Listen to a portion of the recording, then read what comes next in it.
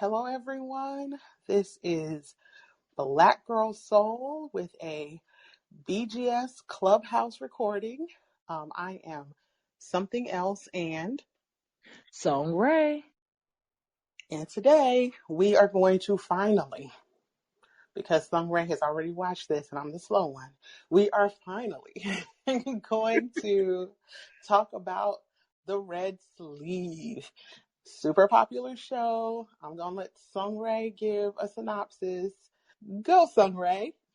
So basically, the Red Sleeve stars Lee Jun-ho and Lee Se-young, and they are functioning from the position of being king, and she is a court lady in the king's court. And of course, you already know, y'all, it's a drama. They have a childhood connection. So they deal with that, and from there they grow, and she becomes a court lady in the library, which is right next to where the prince works. And then from there they move on and they talk about a few other things and deal with a few other issues, but overall they begin falling in love, and then they're beginning to fall in love. They move from there, and you just got all kind of stuff happening. And she makes a decision that she's not interested in being the typical concubine court lady. He is like madly in love and cannot let go. And so they, have these issues that they're dealing with and these things that are going on. And the story twines you through their love till they finally do get together.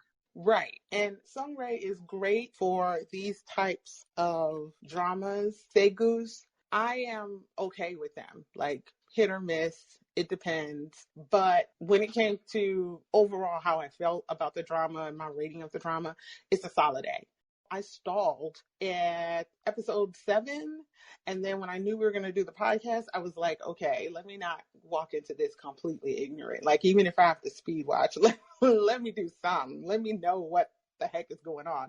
So that when Song Rae waxes poetic on how wonderful the drama is, I can be like, halfway intelligent when I say, oh, hell no, or I say, I agree.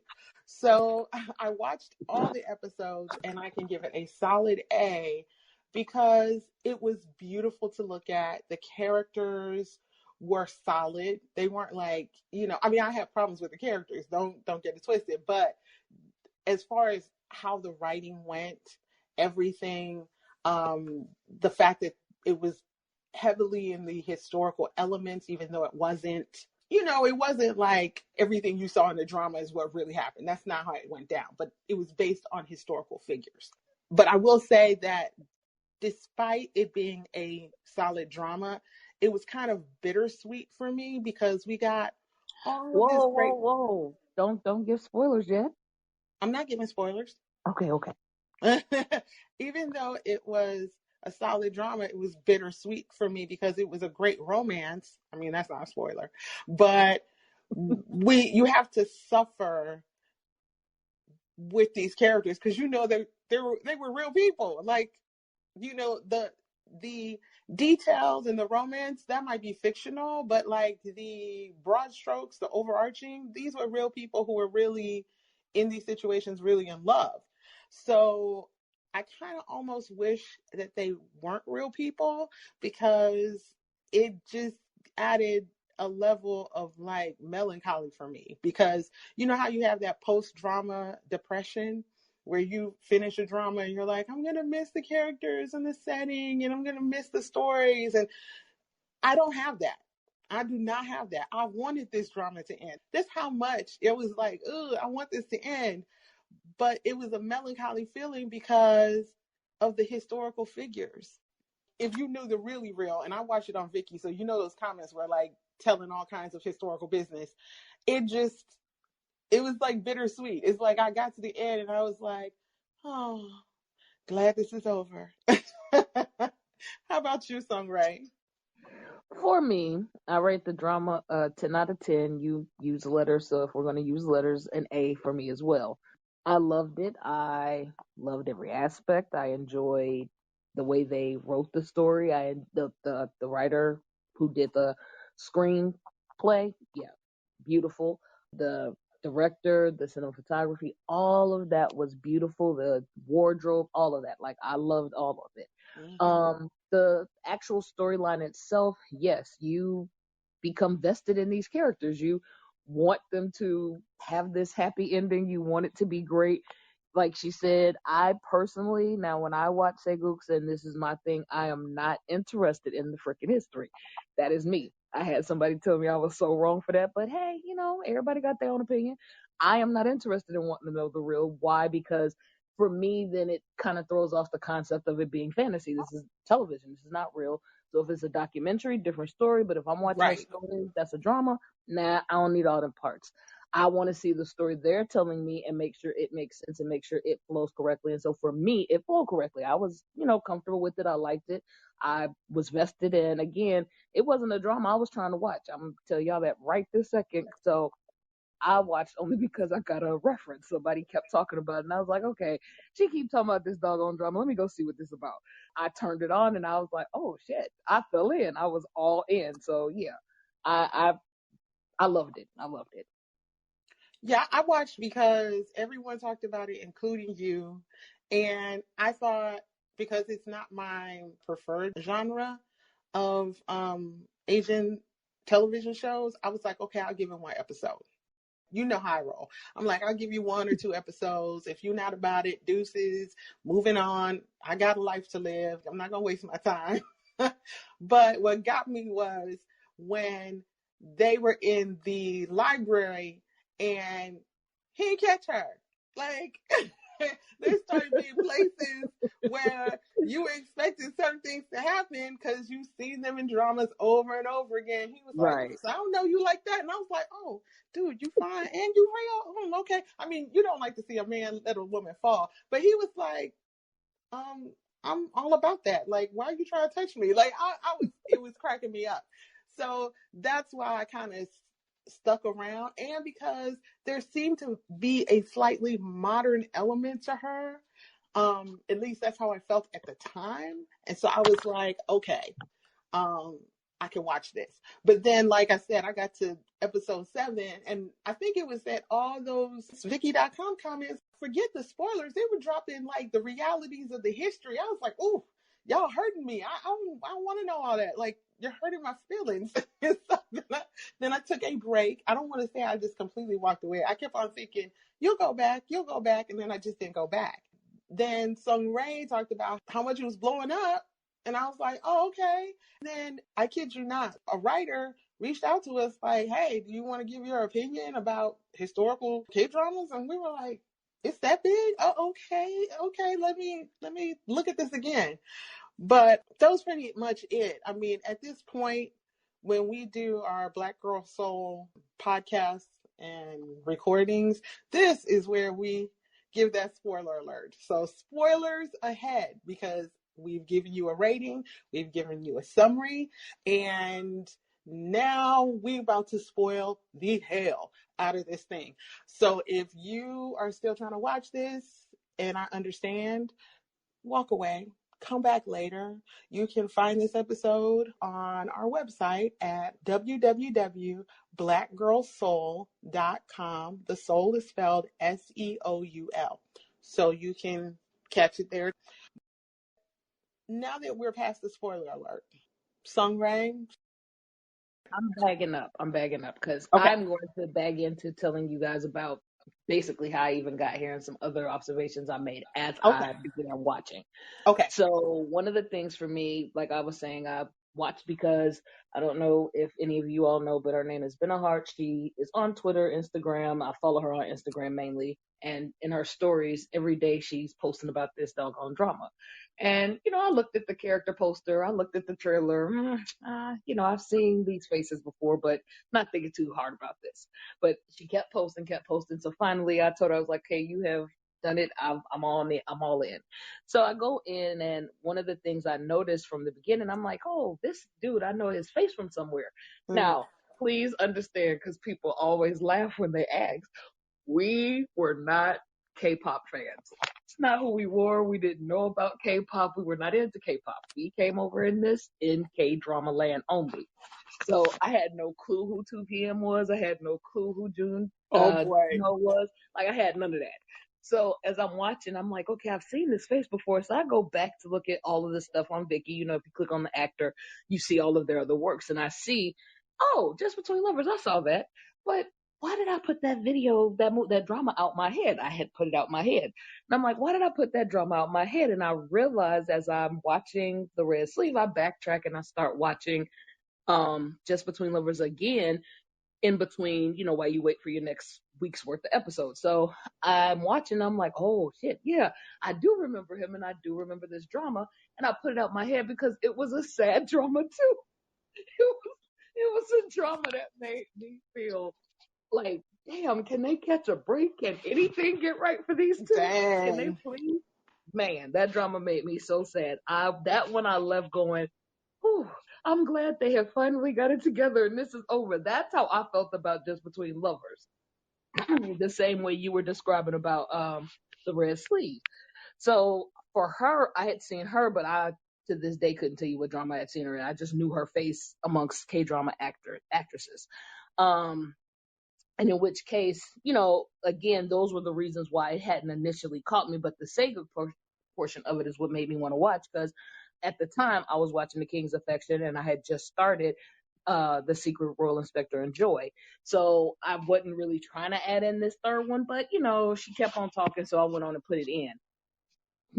I am so glad that I did, because as something else was saying, some of my major observations were what really captivated me was the cinematography, the stunning wardrobes, the way the story was written, where you know, kind of, you fell into these people. You wanted to know what was going on with them.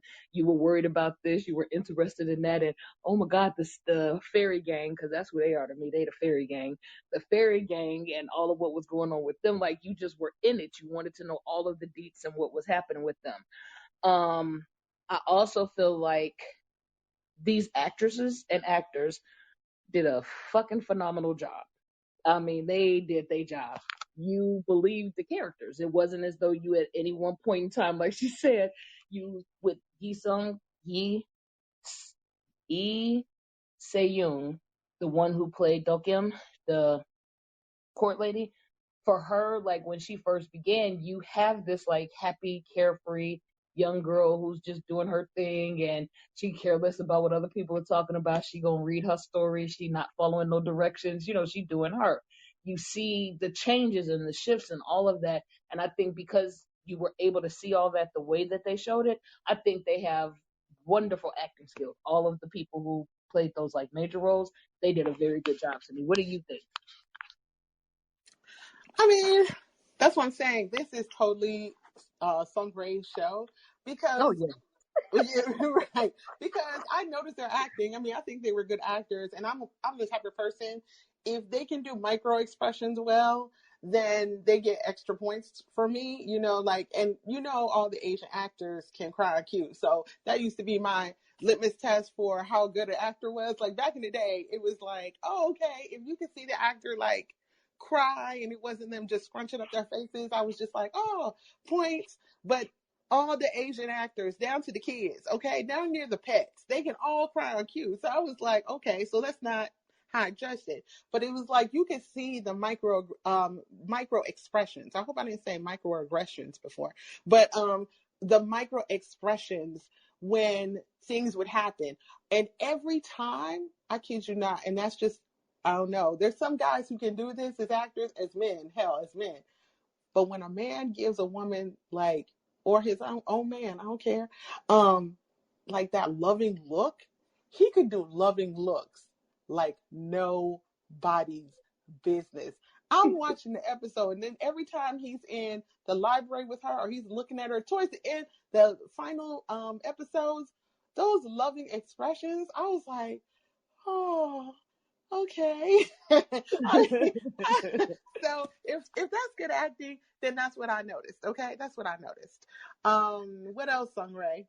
I'm also gonna say I feel like because in this just the time frame, so like the way and the reason why I brought up Dokim is because the way she behaved from the beginning to the way she behaved once she, you know, pressures began to come upon her to make choices and have to choose certain things, to her deciding and making a choice to be fully invested in, I am here to serve you, to as the stuff rotated and moved on. And the same for him. I really appreciated seeing his young, carefree crown prince person to becoming the king, like the becoming portion, not even, he's not even king yet, but the becoming portion, to actually being the king, to the reflection, to even when he's older and even to his death. Like, I think those things just really were woven very nicely how the story was done. I also think that the love relationship that they had was extremely complicated. But Mm-hmm. one of the things that I had to stop and reflect on as I listened to comments and listened to people share their opinions and their thoughts was, it's real life. That's what made sense to me, because it was so real life. Like, sometimes you can be in love with a person, you can realize, oh, I want to spend all my time with them, I want to be with them, I want them, but then it's not good for you. It's not what you should be doing at that point in time, or you get what you want and it isn't what you imagined. Things don't kind of pan out and flare the way you wanted them to go. And so, all of those things to me made this even much more realistic and much more, I could deal with this, I could do this. So yes, there were times where people, oh, it was toxic. Okay, if that's what you feel like, I'm just saying, I've seen this happen before. Like, I'm not lost on this, and I've been through some of this. So, I understand being with someone that may not necessarily be what you wanted it to be. You had another vision in mind, but here's where you are, and it not flowing the way you wanted it to flow once you even got to the space that you thought you wanted to be in. So, it worked for me. I love that authenticness of it.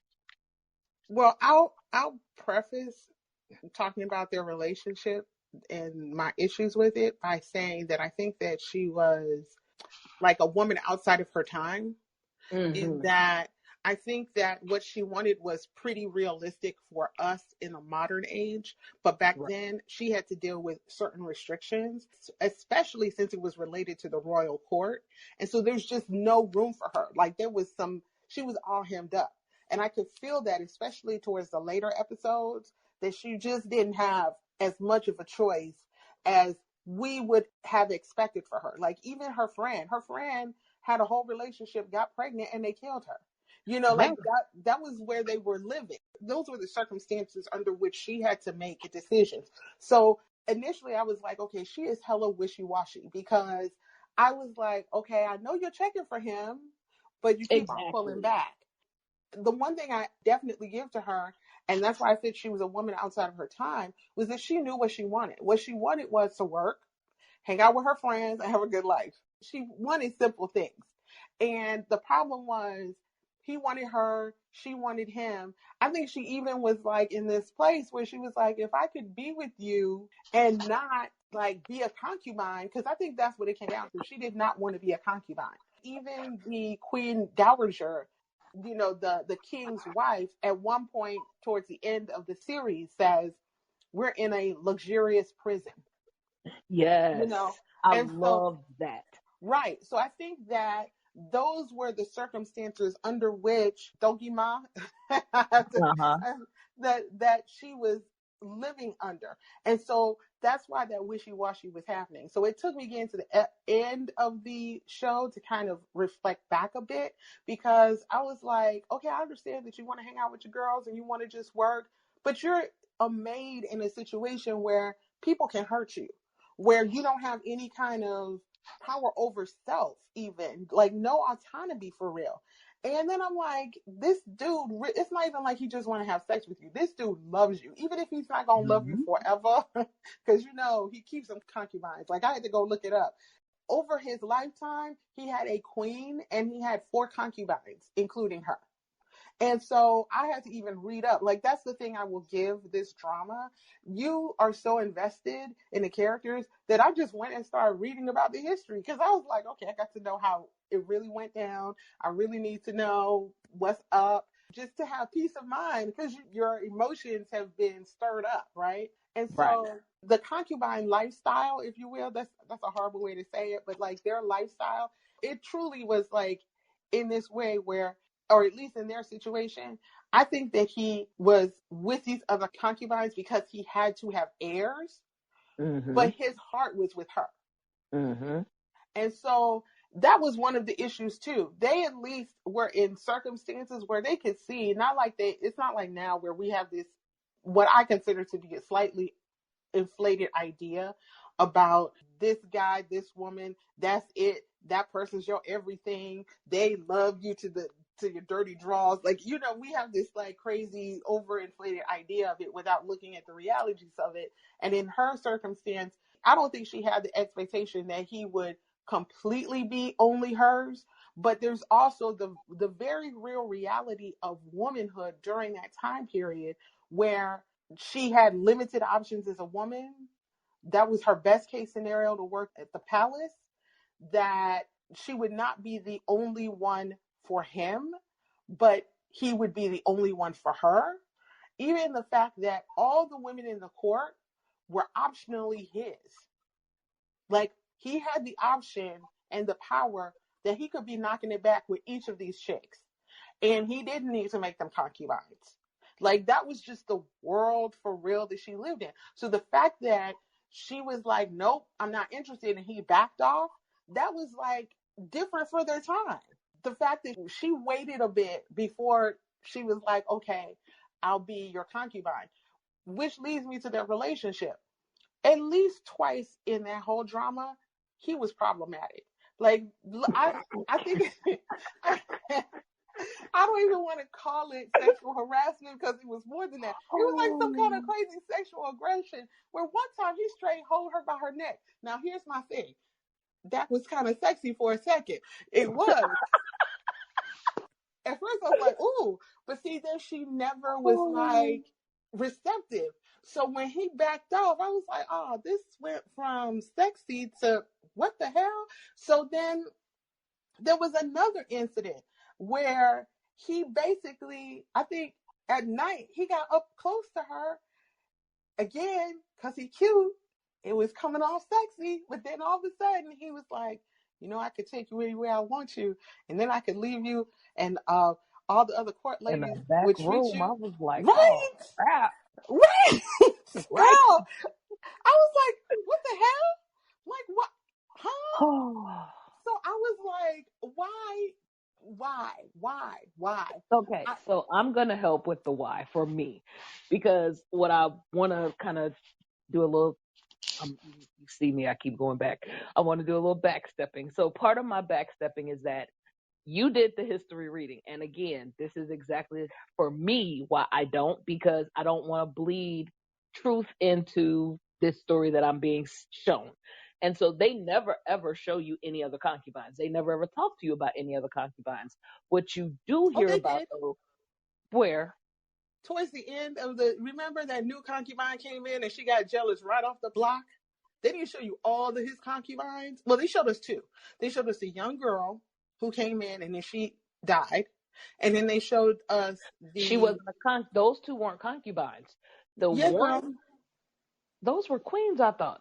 No. Because it was the old boy's sister. She wasn't a concubine. I thought she was.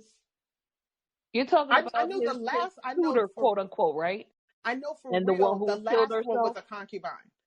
Oh, well, so I missed it because I thought she was the queen as well, because No, she was able to go and speak to the queen dowager about her. no, that was just her being on her hustle. The concubines were as close to queens as you can get without being the actual queen. Because remember, he had his okay, and this is where I know the history, and it's just crazy. Right, and that's why I'm He saying pause. Don't mix the history with what they have presented but only. Go but ahead. I'll tell you, between the young girl who died, I thought she was a concubine for real, and I have a reason for that. And then the chick with the polka dots in pink, because her outfit was a Mhm. mess. That should have been clue number one. She won right.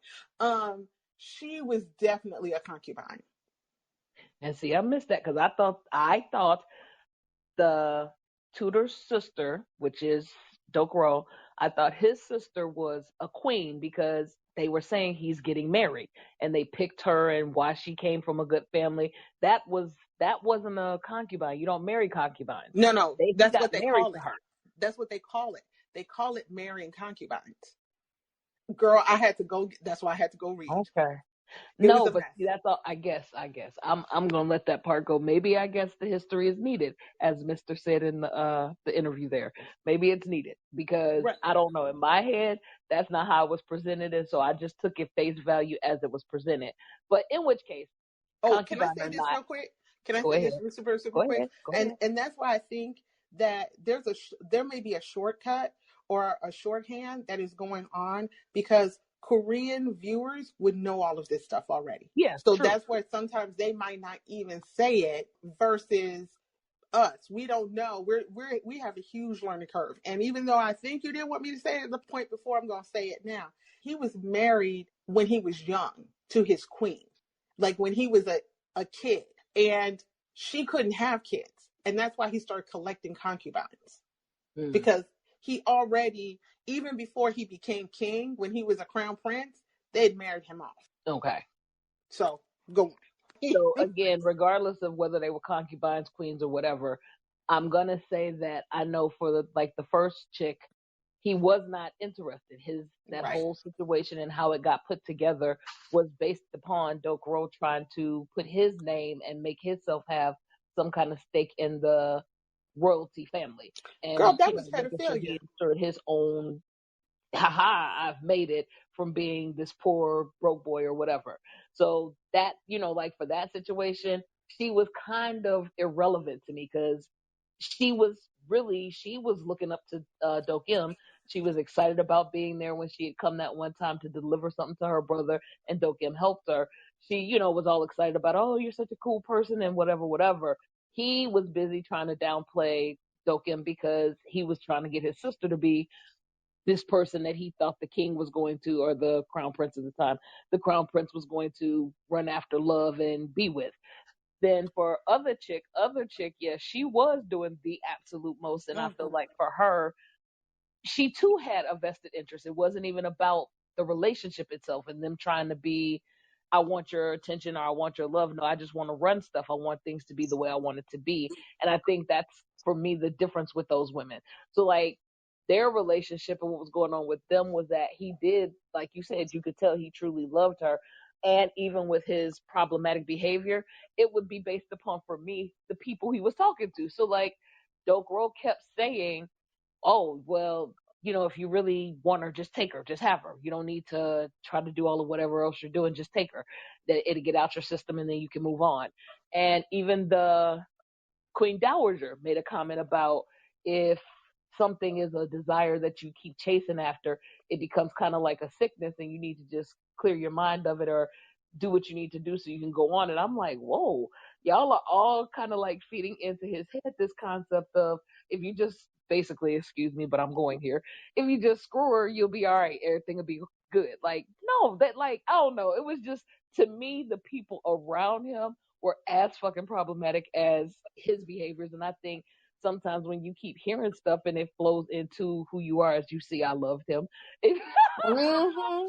Just it selling flows it, just into trying to sell it. I get it. Don't worry, I'll talk about it afterwards. But yeah, go to who sell it. you are, and some of his actions begin to relay that. But I think he also had that part in him that made him go, I love her. And so even though I might have done this sick thing, let me just be done and stop, because she's not giving me back the stuff that I want, or I'm seeing from her one thing, but her mouth is saying something else and her actions are showing me something else. So I don't really know where to go. So I'm gonna just be done. But then she would pull him back in. But go ahead. No, that's why I thought she was wishy-washy, and that's why towards the middle, she was getting on my nerves. Up until like maybe the final two episodes, she was getting on my last damn nerve because I was just like, ma'am, if you don't want him and you don't want that life, I understand that you're stuck there, but you can remove yourself. Like even when she was banished from the palace, man, you know what's up when you go start working for his sister. Okay? Like, come Right. on. If you really about that life and really about being done, even if you're sheltered, you move a little bit farther than his sister's house because you know he's gonna go visit his sister. You know what's up. Like, come on. It's like driving by some dude's house and you just like, oh, that's the direction I'm going for that McDonald's. Nah, trick. You know what you're doing. You know what you're doing. There are 500 McDonald's. You don't need to drive past his house to get to it. Anyway, bad analogy. But I did wonder if my sensibility about it had to do with like a modern sensibility. So where I will give is that I can see why diabolical sidekick, that's what I call him, the dude who lied. I can see why I can see why the queen were like, y'all gonna get this out of your system, because women at that time, by and large, especially women who had no power, were expendable. And that's what I give this show above even the romance.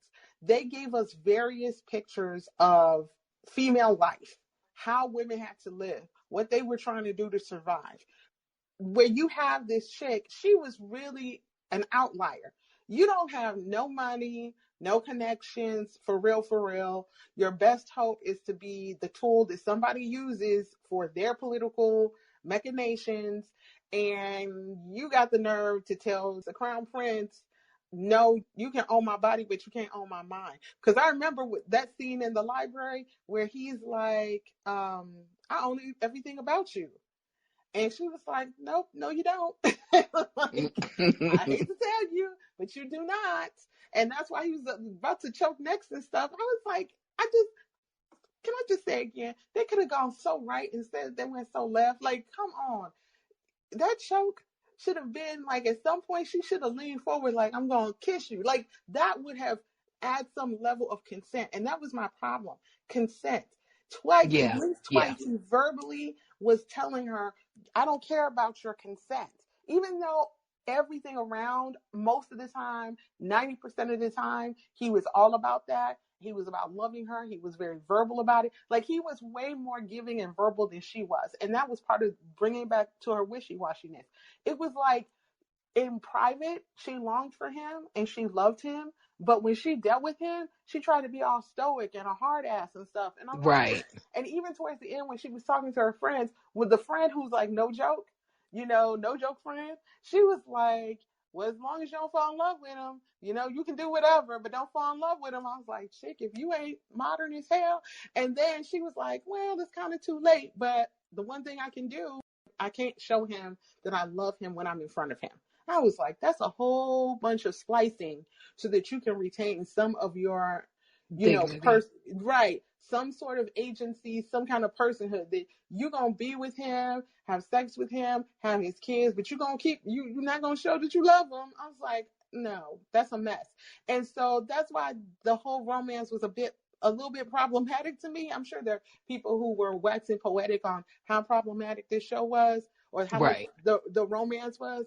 But those were the key points for me. Even when he said it was funny as all get out in episode 16, I believe, when he was like, after it all went down with the brother. And this is what I'll give for the show too. They cleaned up every loose end. There was no loose end at the end of this show, okay? Everything.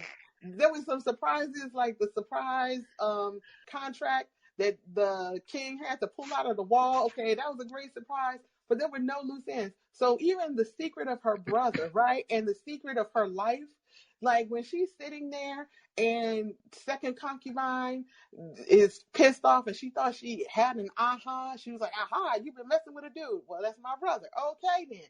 When he left and he was like, you're going to move her out of there. And then Dokiman's mentor was like, yes, thank you, finally. And then he's like, and make sure she comes to my bedroom tonight. And she was like, yes, wait a minute. What? Okay. He didn't ask Dokiman. He didn't verify that with her. He was just like, he was in protector mode. He was like, I don't even think he knew that she was getting her butt beat or her legs beat or whatever. He was like, no more for that. You're not going to be about that. If I got to protect you this way, this is what I'm going to do. And I was like, okay, you've been going years waiting for this chick and you can't have a real conversation with her. And then she shows up, but she didn't show up happily until that first kiss. Pretty much, I didn't know she wanted to be there. I agree. But again, I feel like part of where my problem was lying and where I had an issue is that, okay, I hear for her and I give 110,000% snaps, claps, that yes, the consent was an issue. Because for me, I felt like, Dokim, you've got to like speak your piece. So like this that you just mentioned, I'm going to segue and tie it over to him. Just like when they had her down and they're telling her she could be killed, executed for having a lover, just like her friend who had the lover, got pregnant, and was killed. She could be executed because she's now being accused of adultery. She did not clear her own damn name. She just sat there. And I'm going, what the fuck is wrong with you? Just tell him it's your brother. Like, how hard is that? It makes Even sense. if you didn't have proof at that exact second, just say it's your brother. Now, eventually, her mentor went and got the king's mom who helped raise them. So she was able to say, no, no, no, that's her brother. This is what's going on and da da da da. But Dokim, you couldn't say shit. You was just going to let them kill you? He Like, even how dumb asked. was that? He And even he even asked. called her out on it. Like, why Right. didn't you tell them? Sorry. Right. Sorry, I Right. interrupted you. No, you're fine. He even called her out. Like, why didn't you say that? That also to me alludes back to Dokim. If you didn't want to be with him and they tell you go to his room, when you get there, you're able to talk and you're able to say, hey, I don't want to be here and here's why. Or if you did, fucking speak your piece. What, like, that whole thing that she told her friend that I have to reserve a piece of myself in order to feel like I haven't given all the way over. If you felt that was what you needed to definitely do it by saying what you need to say so that things can go the way you're feeling they need to go, as opposed to being like tossed in situations, if that makes sense. And I feel like with that situation, that was a prime example. Okay, fine. He's saving you by pulling you out of the other chick's house, but now you're over here in his house, in his room, in his bed, and he's thinking, okay, well, you're here. We got to solidify this to make this all work out. And I'm not saying he's right. I'm just saying this is where, obviously, like you said, this was his minds of protection. Don't you think you should speak on this? Instead of just being there and complaining about, I don't want to be here, I don't want to be here. Speak, tell him what's going on, because like the mixed signals was a malfunction for me, because I feel like both of them were problematic because of these things. Like him, because he kept on pushing towards wanting to have what he wanted to have, even when she's saying one thing. But for her, I need you to be consistent. Like, you can't say, I don't want to be with you, but then you grab my hand and tell me wait. Or you can't say, I'm not interested in you, but then you're hugging up on me from the back and telling me wait. You know, like, you, both of y'all needed to get y'all shit together. But go ahead. Right. So there are a number of things. Number one, I kind of understood why she did not speak, at least initially, because there was so much backstory to that. There was risking her brother and his life because they were children of traders, and his livelihood, and the thing that sometimes women do where they sacrifice themselves for the males in their lives, right? Mm-hmm. Number two, the agency and voice, the fact that we have that or we think like that is almost a modern phenomenon. Even today, there are women who are taught socially, and I mean like not in other countries, like in America, like just women don't have a voice, or be careful what you say, or do not speak, or do not speak for yourself. So often I see this in television, and not just Asian television. I see it in television, and it is almost a device that is used when they are pushing the story, that she is so virtuous and so meek and so afraid that she just doesn't speak. She doesn't say anything. You and I were raised differently, and maybe it's a cultural thing, an age thing. For example, my mom is a baby boomer, and I can see how they even move different. You're more ladylike when you're quiet. We're different. We're not Right. gonna. So, and I think in a separate conversation, we and some other friends talked about that concept. So there's that aspect of she's so virtuous and she's so good that she's just not going to speak. She's going to let other people speak for her. And that's how she gets on. You know, someone else saves her. She does not save herself. And then number three, if I remember correctly, because when I tell you, like every bit of that scene where she goes to his bed for the first time, I was like, I know this is a drama, but it's been a long time coming, so let me watch with wide eyes. He did ask her, and he did say, if you do not want to be with me, then make your decision now and I will never see you again. And she made her decision. At the very tail end, he did actually ask the question and got her consent. And that's the only reason that worked for me. And that, afterwards she was all glowing and happy and smiling and stuff. And, I was like, okay, you bought into the, you got what you got. You drank the Kool-Aid. Right. And when I say, like, even the comments on Vicky were giving me life. And around that whole scene, people were cheering that she was finally going to get it in with it. Like, people have been waiting for this to happen. So I get how it all went down. It was definitely problematic. No drama can be perfect. What's your next observation, Song Rae? My next observation, and where I wanted us to get into this, was the fairies. Girl. Fairy gang. Yes. The fairy gang was off the frickin' frackin' chain.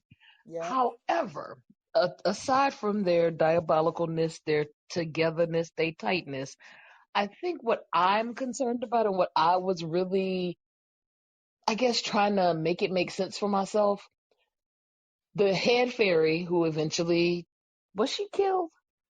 Yes, she killed herself, remember? Okay, so the head fairy, her whole reasoning and everything that she said to everyone as she's talking and planning and backtrotting is that she didn't want him to be king because his father had killed court ladies in a state of madness, which... That was a lie.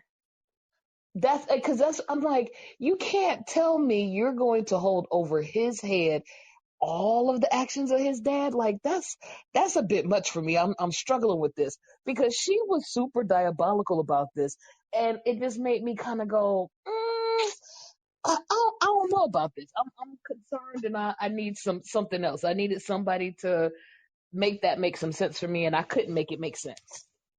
What did you take out of that? What did you get? It makes sense to me because that wasn't her reason. Her reason was because the king turned her down. The king did her dirty.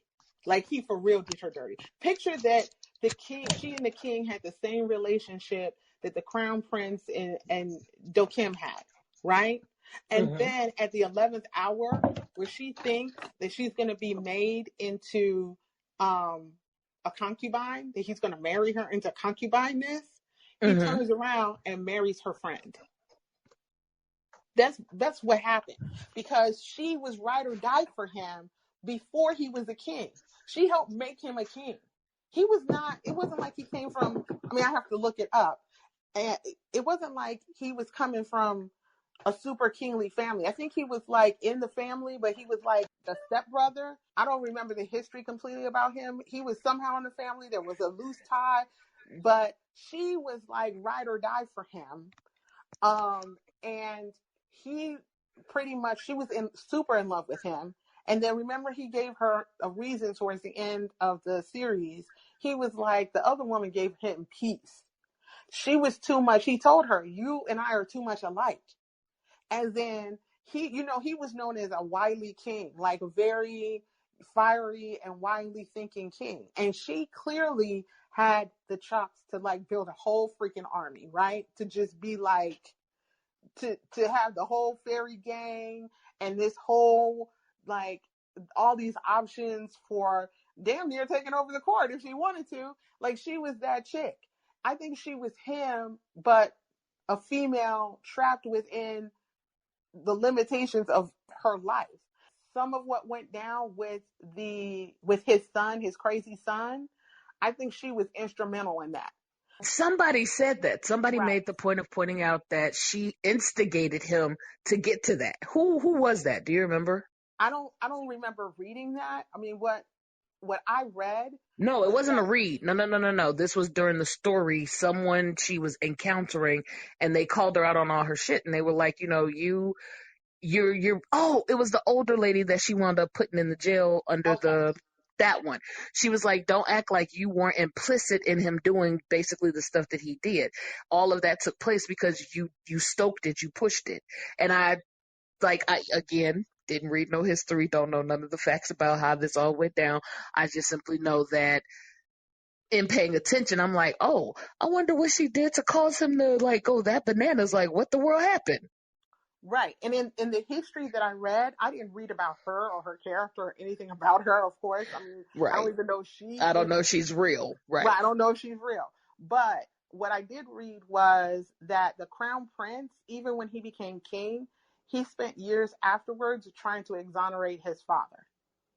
Like Wow. trying to prove that like his father had not really been as crazy, or that those circumstances were not what they thought they were. So that's why I'm like, I think that I think she hated the um the son of the king because that was not her child. That was her friend's child. Like Okay. it was rotten from losing him, from losing the king. Everything after that was rotten. Her hate. So that's all that conniving, all that bitterness, all of that was because she was not chosen. So by the Okay. time it gets to Crown Prince, that was just an excuse.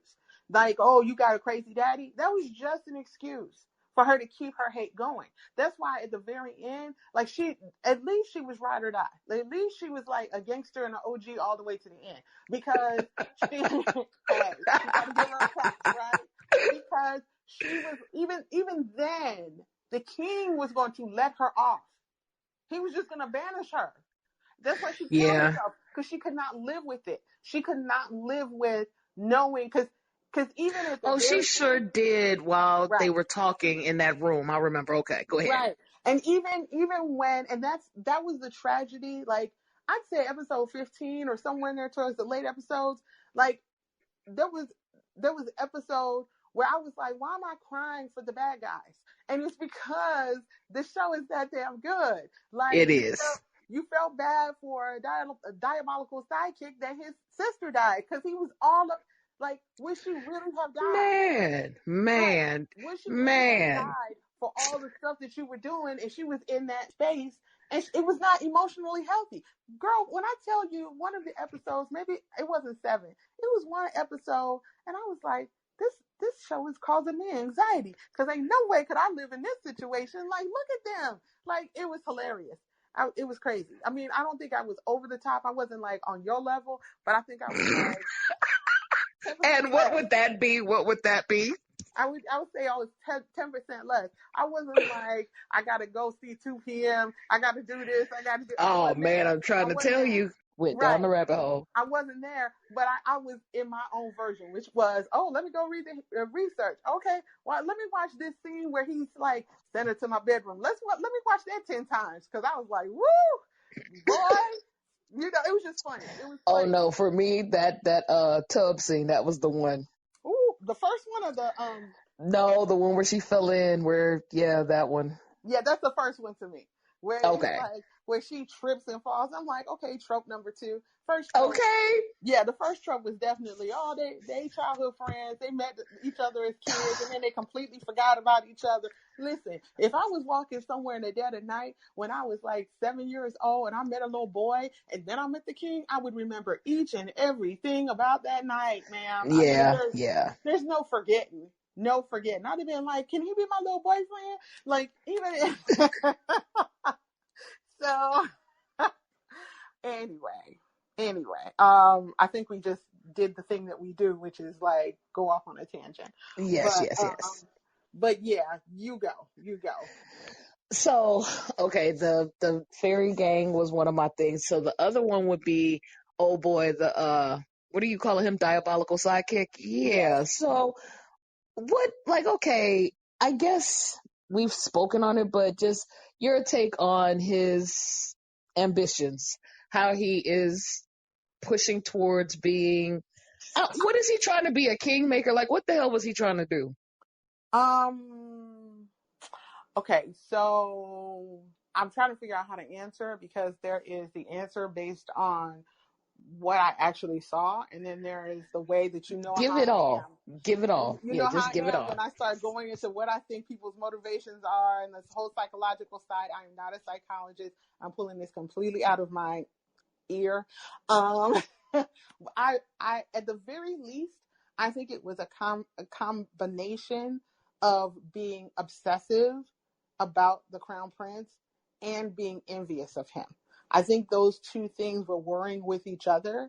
He was basically taken off the street and given to the crown prince as a playmate, but used by the king as a spy. So little kid grew up having to spy on the prince, and only when the guy supposedly helped the prince out did the prince start to trust him. But you could tell from what the prince said towards the end of the series, said, I never completely trusted you. Because I think the kid was always a little bit off. I think the man was always off. Like there was always a duality with him where he had this wonderful smile and he had it together and all the women loved him. But at the same time, he was because Doak M pointed that out because, you know, all, like you said, all the ladies loved him. However, when he would talk to her, he was cold as hell. Right. I think he was even cold towards the women. The reason they didn't realize is because there was that wall. Like they had that social wall where they didn't really know this dude. Like they knew that he went to the well to get some like water. A celebrity. Right. So he would show up at the well for his weekly water or whatever the hell he was doing. Then they would bet to see who could go and give him water. But I don't think they were talking to this dude. They didn't know him because if you talk to him for 5 minutes, you realize he was an asshole. Okay, like he was callous. He definitely did not value maybe anyone other than like the prince and anyone he could use, but he certainly didn't value the court ladies, right? They were not concerned to him. That's why at one point when everything was going down and it was like, oh, the court ladies go save them, he was like, let them go. Like, why are you doing this? Well, even like when she was the one who flew the kite to warn him about the fairy gang coming to attack, he took over and was like, no, I'm the one who saved you. I'm the one who did. I'm like, you sound like a bitch right now. Like, what do you mean? Yes, you went and you followed his order because he told you go get the guards. You didn't do that on your own. He told you go do that. She's the one who did what she did in order for him to know, oh shit, there's an attack coming. But aside from that part, what I wanted to point out also was, do you think, and I mean, based upon what you just said, I'm going to say your answer is no, but do you think he was really ever in his mind the king's friend?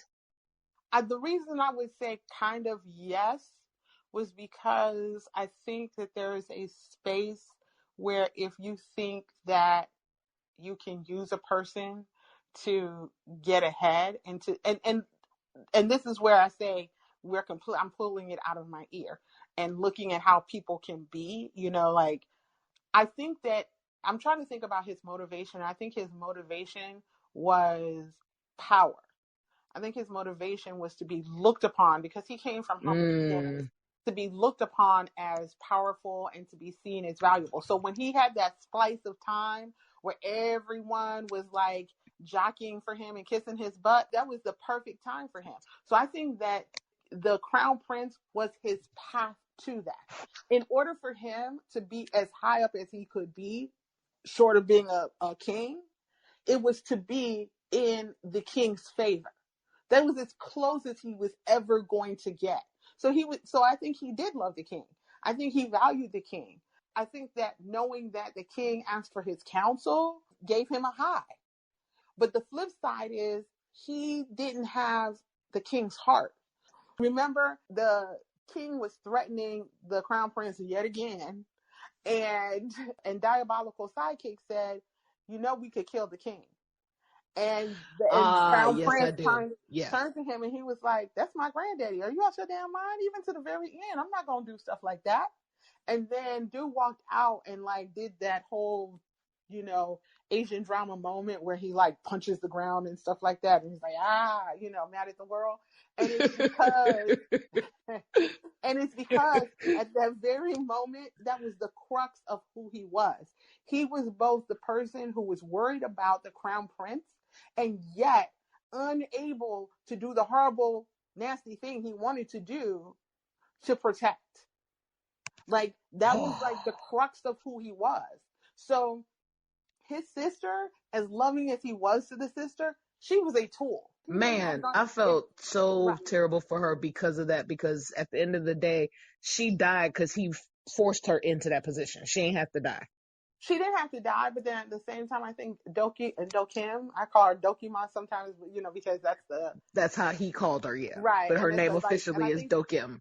yeah, and I think when they put Oz, that's like a way of saying Yes. the person's name, but like in a loving way or in a like a friendly way, or It the depends gentleman. on how it ends with a vowel or a consonant. Right. Girl, we've been reading, okay? We learning. Listen, I read the same things too. I just don't follow up with it. I defer to you, man. So y'all know we write it out. We trying. Right. So I think that Do Kim, she was like, they call me back in, like she some kind of soldier, and they're like, you got to come back to war. She was like, they calling me back, and she told him, hey, I was wrong to blame you for your sister's death because it very well could have happened. Oh, when she went to go talk to him, did she talk Right. to him before he died? Yeah. Yeah. And see, that speaks to this place where even though they were apart from each other in some ways, like they didn't grow up completely together, they had like enough history that they knew each other and they knew each other's ticks. Like she had enough of a relationship with this dude over the years that when she was out in the market, he slid up to her, talked in a very informal way to her because they knew each other, because she had been in rooms with him, so and that's what the concubine, that second concubine and the pink polka dots, that's what she didn't get. Because when she accused Dokimon of having a side dude, and then she started talking badly about the crown prince's father. Oh, because she went in without realizing she had crossed all kind of lines. You hold it, ho. You talking about my, well, you talking about my daddy and you gonna talk? No, you doing too much. Right. And I think it's because she didn't know that history. She didn't feel that history that they all had. That's why Do Kim went to see him at the end, because he was, even if he was an ass, even if he was like the Eddie Haskell of the set, going all the way back to Leave It to Beaver, even if he was the Eddie Haskell of their set, he was still someone that she owes something to, because she really did like his sister. Whether it was by natural causes or because that setting was like messing with her spirit, because you can be in a place that you're not supposed to be in, and the stress of it and the life of it can eventually mess with your body. So to summarize, I think it was a combination of him being a little bit of a psychopath and a little bit of a narcissist. Yeah. Was there something else that you noticed? So overall for me, I think the final thing that I really kind of contemplated, and again, keep in mind, I am not the one who read the history. I do not know how this king for real functioned, what was what. But when he was reflecting after Dokim had died, he was reflecting and he was on a walk and he went to a hill and he met an older gentleman, and the gentleman obviously didn't know he was a king. And the gentleman was sharing how wonderful the nation was and how awesome things had been going within the nation because the king was such a benevolent, wonderful king. And I think that was something that was kind of cool to me because it spoke to his character. And maybe it was a character of the actual character or a character of the real king, don't know. But it spoke to his character in this drama of being a person who was considerate, who was caring, and who was doing and wanting to do what was best for the people, and not someone who was selfish or had ulterior motives, not in line with being a good king. Right. I mean, I think that was one of the threads that was sewn throughout the show, that Do Kim definitely believed him to be a good man and had the potential to be a good king. And that's one of the reasons she was like ride or die, and she was defending him to the rooftops, because she could see that in him. Maybe even when he could not completely see it in himself. Because when the show first starts, it's not like he's like this devil may care prince, but he at the same time doesn't adhere to what his grandfather wants him to be. He's been having to follow within these strict lines because his father was batshit crazy, right? So he's in weird ways tried to step out of those lines, and sometimes it was to his detriment. Like he was 2 seconds from the king coming for him, because at first I was like, okay, I know the king is fiery, but is the king, even before the king really had dementia, it was like the king was so strict and was so listening to other people who wanted to knock the crown prince out of the running to be the next top king, right? So he was always in a dicey situation. And I think that Do Kim believing in him and seeing something in him before it was proven, she was that link that he was like decent. I have my observations. We've talked about a lot of them. Do you have anything else before No, I please kind of go go ahead. into the last of my notes? So, like, speaking of the fairy gang, one of the things that stood out to me was Do Kim's mentor, like kind of older sister. I don't know what to call her, but like, second mother or something like that, who she, you know, like actually slept in the same bed with this woman when she was an apprentice. They were super close. And it was just interesting to see this woman, like, throughout the show, an overriding factor to me is, like I said before, the different roles of women and what women could do to get along or make their way. And the mentor, what she did was she played dumb. Yeah. Like, to the point that eventually the fairy gang leader was like, I know what you've been doing for all these years. You've been playing dumb. You can't hear, you can't see, you don't know what's going on. The mentor always knew that the fairy gang existed, that the people that she grew up with were in the fairy gang. You know what I'm saying? And she still kind of was like, hey, I'm just not, I don't see anything, I don't hear anything. It is what it is. And then until the fairy gang jumped her in and she had no choice. And so that just stood out to me as a thing that, some of these women, especially when you saw the older lady, the old court lady, and how she was like 2 seconds from being kicked out of the palace. Like, you just saw that was what they had to do to get along. Like, all kinds of dastardly things were happening. And what you really wanted, and I think what Do Kim wanted, was just to not be seen. To do your job but not be seen. Unfortunately for Do Kim, she was just a little bit too loud and out with her life to be quiet. And then she just happened to bump into the crown prince, because for real, if she had not bumped into the crown prince in the library, this would not have been as good a story, or the story wouldn't have happened that way. And even in the little bit of historical research I did, and I don't hold me completely to this because I wasn't doing like days of research or whatever. The crown prince, like in real life, he met her once and fell in love with her at first sight. Oh, wow. Right. So the fact that they kind of had this thing in the library and all that stuff, that's cute, because they really made this slow burn, like from beginning to end. Yeah. They didn't like each other, then they were friends kind of, and then he was really checking for her, and then the grand majority of the series was about him checking for her, and she was like, no, but but it was still like, but that was an interesting element.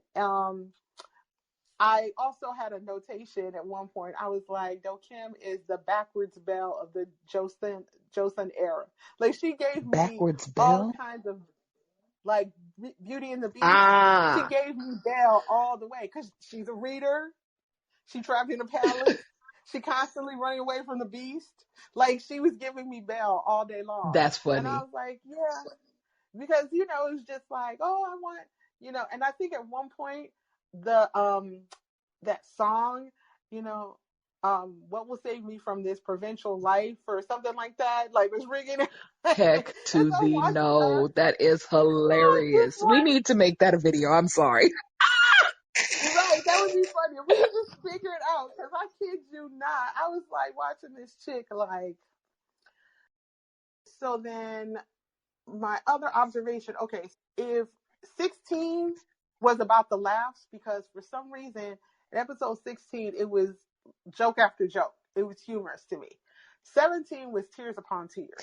So now, just as here's my reading portion, because I didn't do none of the backstory working, but initially this drama was written as a 16 episode drama, flat out. 17 was added because everybody was so excited and so into it. They added on 17 for fan service, basically. Like, y'all feeling this? Okay, here y'all go. We're going to give y'all some more. So that was like okay, we'll use that to just tie everything up. Now, I'm not sure how in editing, how it went, because of course they had opportunity to edit before we get it, but 17 was an add-on, and it was an add-on like mid-series somewhere was when they said, because people are so into this, we're going to add an extra episode for y'all. Right. And it was a good add-on. Like, it was seamless. It didn't feel like, I mean, we're so used to seeing 16 episodes that when we see 17, we know what's going on. But it was seamless. But when I say 17 had me in all kinds of tears, because here's the crux of what broke my heart, okay? Like, this is the thing that made me cry about it. He had to live, I think, another, like, don't hold me to it, but I think another, like, 15, 20 years after she died without her. And the way they represented that kind of, sort of, was that he had tried to forget about her, and then it all came back. And I think I just, I'm an empathetic person. I try not to be sometimes. Like, maybe that's the Dokim in me. I don't know. But, you want to build that wall of emotion. It's from emotion. But it just struck me when you, like, find someone who you so love, like, everything works. Not like y'all don't fight, but, like, everything works. And you actually get married, and the way that you lose them isn't divorce or something like that, or he becomes a fuckboy or asshole or something, but the way you lose him is through death, and then you have to live the rest of your life without that person. I don't know how widowed spouses do that, because it just broke my heart. And he was so steeped in his work, and that's what they were showing. And God knows he had concubines. Like, he wasn't in those streets, but he was in them hallways in those residences. Like, he had concubines. Okay, he was always going to be able to get it in. But to have somebody, by most accounts, she was the one that he loved. Maybe he did his duty with the other women. Maybe they complimented him a bit or two. They had a nice little flirtation at most. But she's the one that he mourned, and she's the one that he really loved. So I just, towards the end, it was nice for them to add all those elements and stuff like that. But so I agree. Episode 17 was like that one that just took me all the way over. It did what you said at the beginning. It wrapped up every single detail. There was not one thing that left me going, well, I wonder what happened to, they didn't tell us about. I was good by the end of 17. They had taken care of all the stops. And I'm also even going to tell you, because I've said this online just in talking, that dream that he had when he had come to visit her one day while he was in the middle of working, that dream that he had, and I kept going, they gonna take us somewhere with that dream? 17 took care of it, because I was blown away by that. Like, they just kind of left that out there. What shocked him? What was happening? It was Inception. I was like, oh shit, look at this. This is Inception. If you've ever seen that movie where it's dreams upon dreams, right? It was a dream upon a dream. And I was like, okay, this was dope. This made me go, whoever that director is and that writer, I'm going to be looking for y'all's next projects and future projects, because your minds, I love how your minds think. It was awesome to me. That was so dope. Can you explain it to me again? Because maybe I'm missing something. What I gathered was that he had a bad dream, but I can't even remember what the bad dream was about. Well, that's the point. They didn't show us. He just was startled waking up. But then when we get to 17 and you're going through his life and you're seeing he's going back through their lives, and he's going through the happy moments and times, he's getting ready to go out the gate, and he wakes up from the dream in her lap. And then it goes into, you realize, oh snap, wait a minute. he's like, Right. this is his passing. He's seeing what the future, because she said, you can go back. You don't have to stay. You can go back. And he was like, no, I wanted, when I said it then, I wanted this moment to last forever. This was there forever. So I was like, oh, snap, that shit was hot. Like, yeah, I like that. Yeah, I think I missed that at the end because towards the end I was too busy going, oh, this is hurting, like this is ending, but I'm glad it's ending. Like I think I missed that kind of loop. You know what I'm saying? So I have to go back and watch that. I have to definitely go back and watch it. And if you're listening to this and you go back and watch it, tell us what you think. Because yeah, there was just there. I mean, all the characters. I think we were going to also talk about each character individually, but we talked about the characters who mattered. Yeah, because aside from his armor, not the armor, what's his guard, his head guardsman, who I freaking loved. He was cool as heck too. Yeah. Aside from him, like, there wasn't too many other people who I felt like I wanted to delve into. The guard, I just liked how they had like a brotherhood. Like, he was a big brother and he, sitting and listening with him, or, hey, did you hear what she said? Or, that kind of stuff. He was just cracking me up. I enjoyed that. Right. I mean, it cracked me up to no end. He was like, didn't you hear the end of what Do Kim said? And he was like, what are you talking about? She said that she was in love with me. He was like, yeah, she was joking, dude. Like, let me tell you the rest of it. Exactly. You're right. And this is what told me that they had an interesting brotherhood, because remember when Diabolical Sidekick was in trouble for the last time, and they were like, hey, what we gonna do? We might have to kill this dude. And the guard got on his knees too, because he was like, no, you can't do that. Because it was like, even if you didn't completely trust him, that was still your boy. That was still your boy. And I think that was like an interesting thing, because both the king and the crown prince had that kind heart to them. They had that space for them. I mean, the king less so, because he didn't mind, slashing and burning. And the crown prince wasn't a pushover, but there was still this little sliver of space. Even with the king, like, Chick had been doing the very most. Fairy gang leader had been doing the very most, like, for decades, and he still was just going to exile her. And then when she killed herself, he was broken. Yes, he was, because he was like, you did not have to do that. Yes, he was. Right.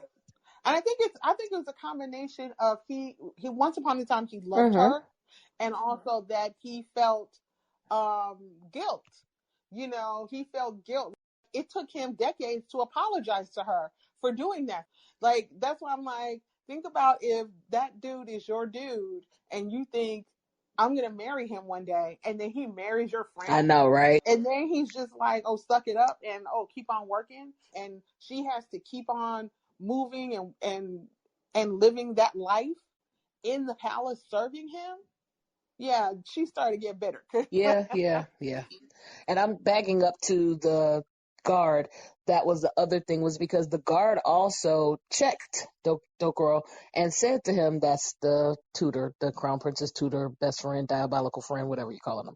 Anyway, he checked him and was like, I see the stuff you're doing, and I see you call yourself putting on it. Like, they had words, and even after having words, and even after calling out all of his shit, he still got down on his knees with him, and that's what made me go, that's a stand-up dude right there. Because he didn't have to. He could have been like, yeah, go and kill him. He good. He been out here doing stuff you don't know about, no way. Go and knock him off. But no, he even got down and was like, no, this not how you want this to go. Right. So, well, I think we've exhausted everything that we can say about Red Sleeve. We both like the drama. Yes. We both would recommend the drama. And it causes you to do a number of things. So just be prepared. If you've not seen Red Sleeve, or you still plan to see it after the whole discussion, hopefully if you got past the spoilers, you've already watched it, because otherwise you now might not completely want to. But this is a show that gets you to do a number of other things, including listening to 2 p.m. music, includes reading history books to find out what the really real was. Like, it's that good. So please tell us what you think about this, because we'd love to hear your opinion, even if you dislike the show and you had like some serious issues, because I'm not like a hardcore feminist, so I don't know the feminist perspective of a show like this, because there were definitely problematic elements. And there's I'm a some feminist, friends, but who not we like that. spoke to online who shared that they were not content with it. There were things that they disliked, and they were in the minority. I'm sorry, they were in the minority, and so those were kind of some of the people who we did want to speak with and talk about, because I think hearing other perspectives kind of helps to give you an understanding where we all come from. Because at the end of the day, one of the things I love about this is we all have varying perspectives. We all think differently, and it's okay.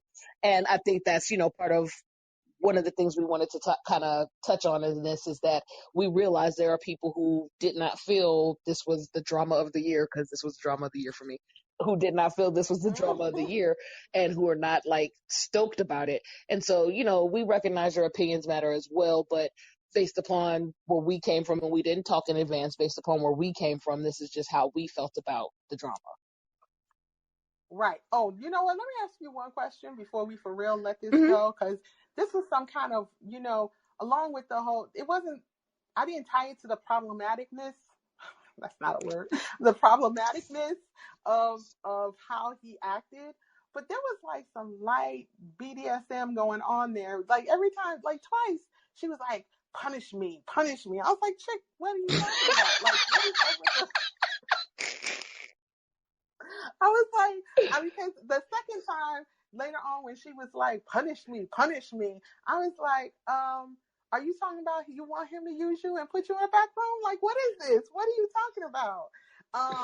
Did you I understand that? didn't. I'm not going to tell a lie, because again, my mind, my American mind, did exactly what yours just did, and I was like, okay, so she want him to spank her or something? Like, what is she going on about? I'm confused. Punish me, punish me. I'm like, okay, I understand. Because even towards the end, I got the impression, and maybe it was like also the comments, and Vicky, people were like, she telling you to go on and do it. She just don't want to be a concubine. I was like, okay, that makes sense. But he done already told you if he does that, you're gonna be thrown in the back room, and the court ladies are gonna talk about Right. you. You never gonna be right again. And So he I was can't watch like, that happen to you, so the best of these worlds is this what you gonna do? but see, this is what confuses me too. If he could, for all intents and purposes, get with any of the court ladies, like at will, and he's not going to concubine all of them, right? Okay, I'm going to use that as a Mm. verb instead of a noun. And he's not going to concubine all of them. Then why the hell would she be in a back room? She'd have just been one of the main ladies he got it down with. Because I Like, think I don't know. Like, I'm gonna be honest, because when at first I understood it in my head, I thought thought it made sense, and I thought I got it. But when old girl who did go pursue somebody she wanted to be with and got pregnant, and they killed her, when that happened, I was like, oh shit. So I'm a little confused, because if this is the case, everybody's a concubine. None of y'all are free. What are we talking about? Everybody's a concubine. So to well, me, see, don't that's the thing. understand what the delineation is, aside from you Well, get see, a nice room and some clothes and stuff. Like, what's the difference? that's the thing. I can kind of understand it because I've read a whole bunch See, there you go. of So go and give us the history breakdown, right. professor, Well, or not the something history, else. but not the history breakdown, but like when you look at historical like history in different societies, even in feudalistic culture, um, you have the maid. You have that's the thing. Like when I think about it, she was a maid. They called them court ladies. She was a maid for the Okay, household. but stop. And so when Stop, he stop, stop, stop, could, stop, and stop, stop. because I'm of how sorry. wait No, I just have let me a finish. Let me point I finish. want to ask while you're explaining this. Okay. So, are you saying, though, that the maid, for all intents and purposes, is subject to the head of the household just because they're the maid? Exactly. Okay. Exactly. Because what I'm saying is that she was a combination of a nun, a servant, and a potential sex partner. That's why he was looking like, I could have all of them because he was the king. All the court ladies he could legit sleep with, whether they wanted to or not. and they couldn't say anything about it. That's what they were signing up And for. that part I understood. I wasn't confused about that. I'm saying for me, I think the confusion lied in initially. That was why I'm going. I'm not sure what she fighting against, because hell, all of y'all in my eyes are concubines. None of y'all are different. Y'all all No, can no, no, be. no. No. But see, that's the thing. You're looking at them. They're not concubine. Like concubine is a role. Like What she could is the sleep with all of, role? but That's sleep what with. I need to Okay, understand. You're not. I need. Yeah. so okay, so there's the maid that she was, the woman he would sleep with. That's a one-off. A concubine is an actual role where he married them. It's Okay, like but I mean, having aside from the marriage, at the end of the day, this is sister wives, okay? Everybody in here is, no, it no, is. I don't no. understand the It's sister difference wives. aside from the title They're of a sister. marriage, in which case he's got several marriages going on. What's the difference? The difference is the difference between having sex with somebody and having them as a girlfriend or a serious partner or a wife. Okay, That's the okay. difference. So, Like when you're those a are one night concubine, stands then. yes. Okay, make it make sense. Make it make Even sense. yes. Even if he was like having multiple night stands with these women, the fact that he would not like outwardly, socially claim them, like he could have slept with some of them for days upon days. He wasn't gonna he wasn't gonna marry them into concubineness. I mean, and I He was understand your just getting point it in. of the concept, but Right. that's why I was saying I needed to make sense for my sensibilities, because you're steady telling me concubine is not the same. Help me understand why it's not the same. So I get it now. You're saying this is not somebody who I'm partnering up with. This is just somebody who I slept with. Okay, a one night stand. I get that. Go ahead. Right. And so And one he night had that stand doesn't opportunity all necessarily along. mean literally one night. It just means you're not somebody we call it Right. a fuck buddy. I don't really care, but you get my point. It's like if he wanted to be like Hakeem and say, "Watch the royal penis," that didn't make them mean anything. Right. So that's why her becoming a concubine gave her a certain level of security and power. And why the Because, fairy gang leader told her from youth, that's what you want to aspire to. right, because that's what she had been wanting to aspire to. Well, also, That was though, what she if you was pay fighting for. attention, what she's saying is that's the highest place any of us can ever be. We can't Right, be anything else. That's the highest place any of us could ever be. So if you're selected for that, you want that. right, because the queen was off the table. She's a noble woman. She comes from a higher echelon. Now, sometimes the concubines, this is what I read yesterday. Like if the queen dies or something, maybe they might be up for it.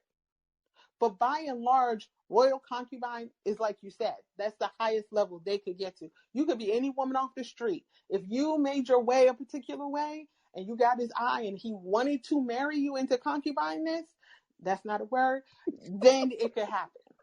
I don't know what she saw in Do Kim that she was like, yeah, this I'm gonna save you for that.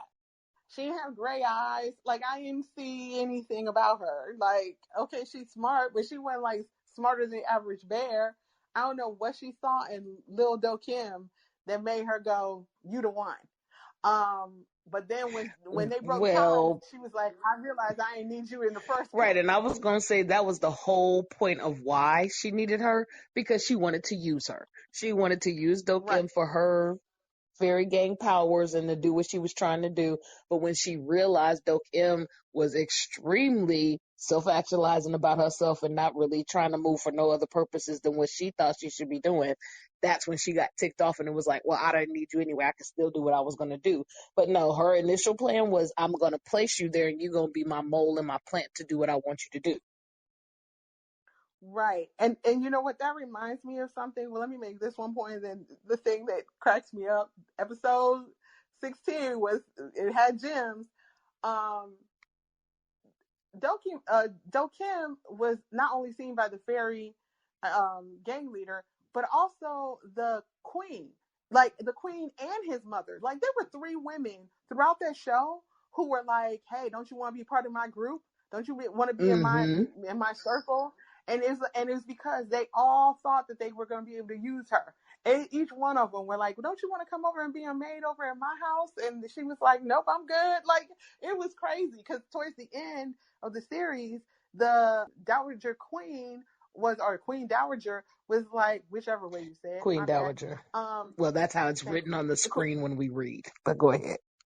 Thank you. The Queen Dowager was like, don't you want to come over here and be a maid in my circle? And then when Do Kim was like, no, she was surprised. Yeah, like the nerve of you to not take my offer. Right. And speaking of the funny things and offers, so then remember the scene where, of course you remember it, they find out that she has a brother and the whole circumstance. So then when they leave, it's just the Queen Dowager and the concubine in pink polka dots, right? Mm-hmm. And remember, she's like crying, and then the queen says, stop crying. She was like, I hope to never see you again. Girl. And she gets up and walks away. You silly bitch, you were supposed to make this work. You didn't make it work. I'm done with you. Yes. And she got up and just floated away. I was dead. I was like, this is a mess. Because, yeah, that was to me like, okay, she's not playing. Like, you have officially, because you basically had her look like a fool.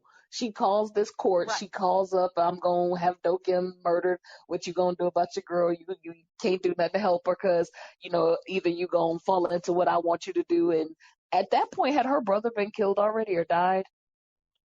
No. Right. So she was still holding that over his head. And it was like all of this stuff went in for the lady to have wrong information.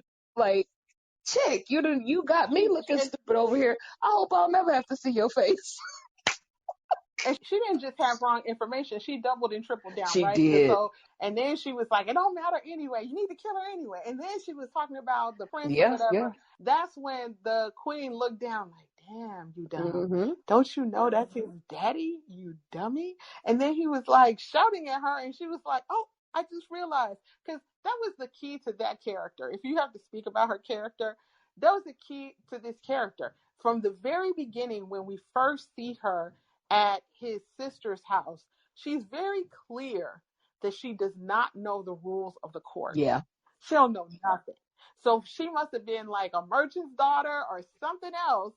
She was something high up, but she wasn't high up enough to know all the rules and know not to be stupid and say all kinds of stuff. So she just popping off, and Lord, it was just funny. Or at least if you gonna get somebody to be your eyes and your ears out in them streets, have them be correct. Have them do all the full fact checking, but don't come back with no cocky information and expect me to be able to run with this. If it ain't on point, you gonna have a problem. Because she was just dumb from get-go.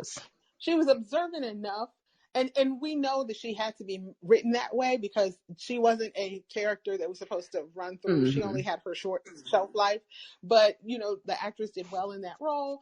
But from get-go, she, other than seeing right away that the prince was checking for Do Kim, she was just making wrong moves left and right. Like, if you see that the prince has been checking for this chick, then you need to watch her, not like go against her right away. Don't come up with dumb reasons to like start beating her ass. Like, that don't make no sense. But I mean, that would have required her to be wise enough to realize placement. In her head, she was a court lady. She wasn't nobody, and her placement didn't matter. So even though he's looking at her, I'm still over here as the concubine. And so, yeah, she was off the chain. She was off the chain. Right. Well, I think we've spoken ad nauseum about every this, detail. series. Yes. Right. I mean, maybe not every detail, but we've hinted, we've gotten close. If y'all think we missed something, please, please, please comment. We're on social media, Instagram, Twitter, Facebook. Of course, you can go to the website and comment there and listen there. So anything else, Song Rae, before we end this? No, other than come check out our Pinterest if you haven't been, and you can fawn and gaze at pictures with me, because that's what I do. That's my space. It's so real. It's so real. You be going up there and be like, dang, all the fine men, and she's defined and put them in various categories and stuff. You be like, good God, okay. She the librarian of fine men on Pinterest. Thank you. Thank you for that, man. So anyway, this has been a BGS Clubhouse episode. I am something else, and I'm Song Rae. Bye.